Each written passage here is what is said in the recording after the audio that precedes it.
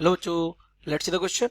Explain the dielectric polarization, electric susceptibility, and dielectric constant. Establish a relation between them. So let's see the key concept of this question.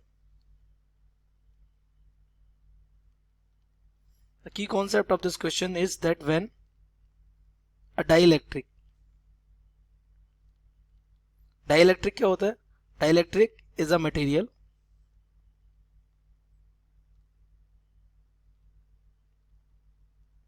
which is insulator and is of two types. एक कौन सा होता है? Polar, and the second one is non polar. Okay, लेकिन दोनों ही polarise होते हैं ना. तो जब एक डाइलेक्ट्रिक क्या किया जाता है? Is placed in external magnetic field, sorry external electric field में रखेंगे ना, external electric field, then it gets polarized and produces or induces another electric field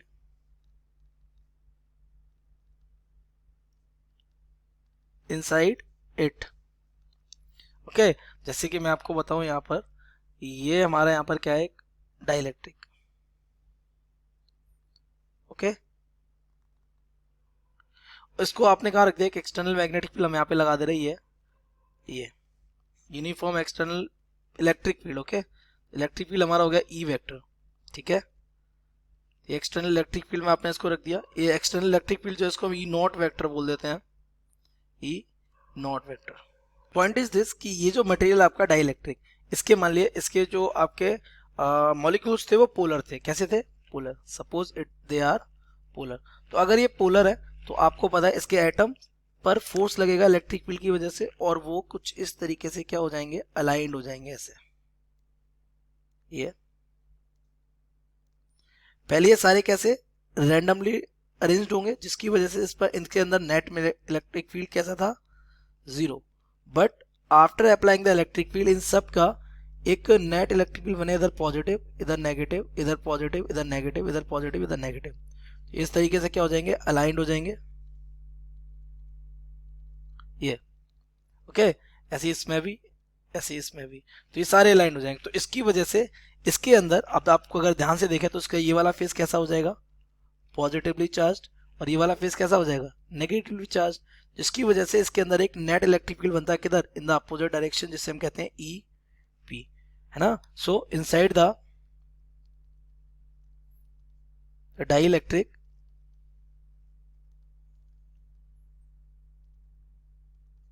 the material gets polarized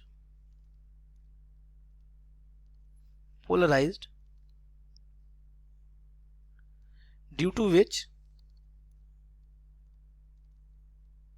an electric field is induced in the opposite direction of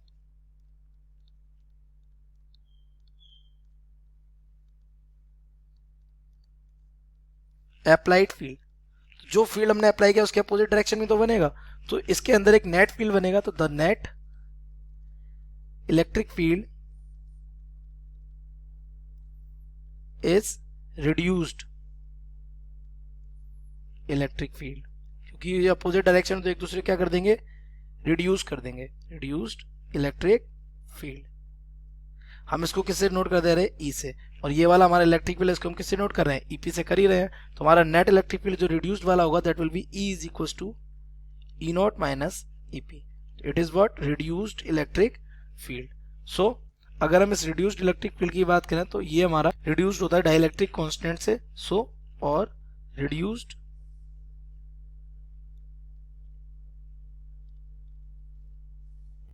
field is become कितना? 1 by k times of original field. That means we can say that the reduced field E is equals to E naught by K.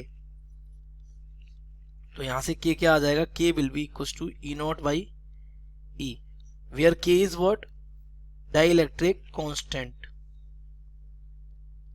Dielectric what, constant. तो इसको हम कैसे define करते हैं, तो K is defined as the ratio of applied electric field to the reduced electric field. Now point is this, इसके अंदर polarisation हो गया, ठीक है। तो पोलराइजेशन के लिए रिस्पॉन्सिबल कौन है, ये जो डायपोल यहां बने हुए हैं वो। सो फॉर द पोलराइजेशन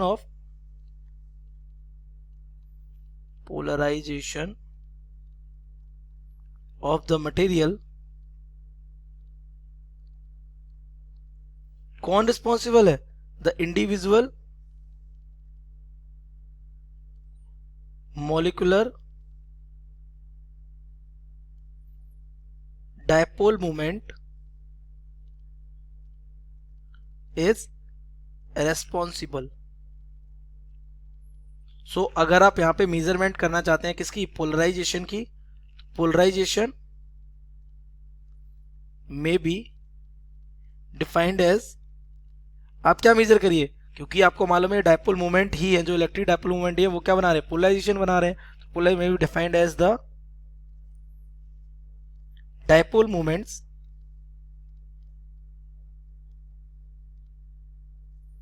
पर यूनिट वॉल्यूम।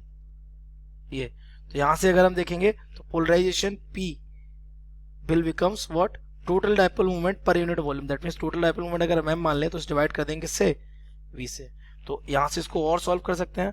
तो अगर इसकी लेंथ हम अगर ये L मान लें इधर से इधर, तो डायपोल की लेंथ L हो जाएगी, और इसका एरिया अगर हम यहाँ पे A मान लें, है ना, तो we can write it as P is equals to polarization P is equals to this becomes Q into L and divided by नीचे क्या हो जाएगा, एरिया इंटू लेंथ। तो area into length, volume area into length होता है, तो this becomes P is equals to Q upon A हो जाएगा। अच्छा Q चार्ज कौन सा होगा, ये पोलराइज चार्ज होगा। तो यहाँ से हमारा P इक्वल हो जाता है sigma P, that means the polarization surface charge density के इक्वल हो जाता है। Now come to the susceptibility. Susceptibility क्या होती है, तो it gives the measurement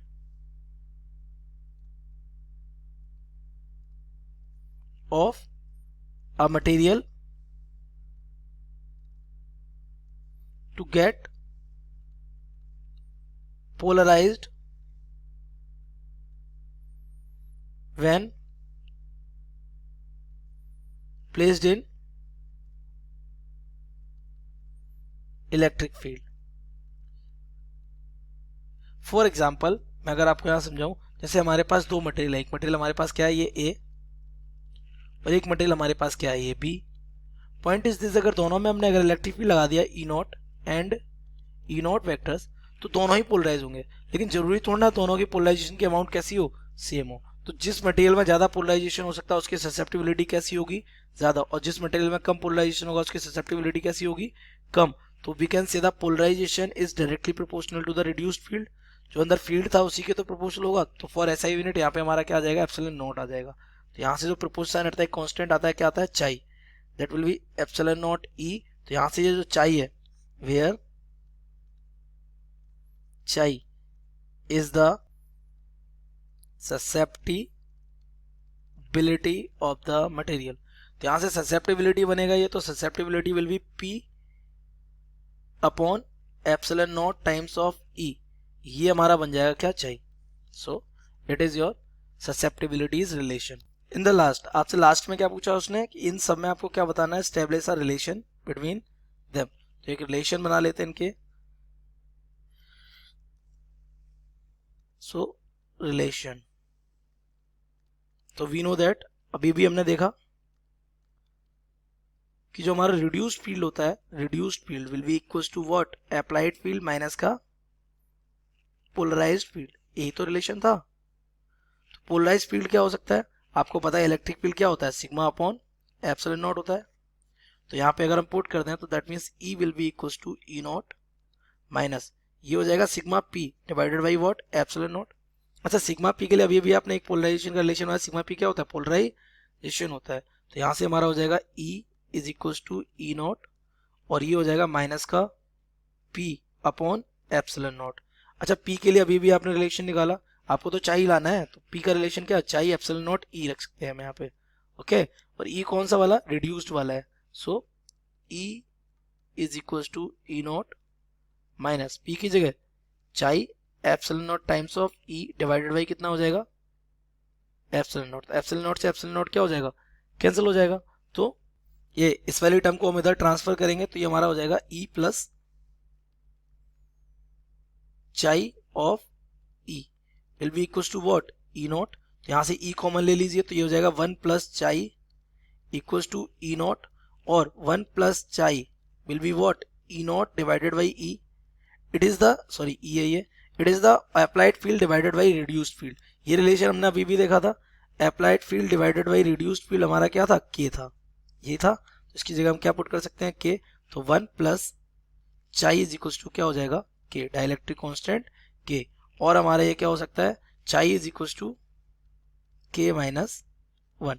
So this is the relation among them. So I hope you have understood it well. Best of luck.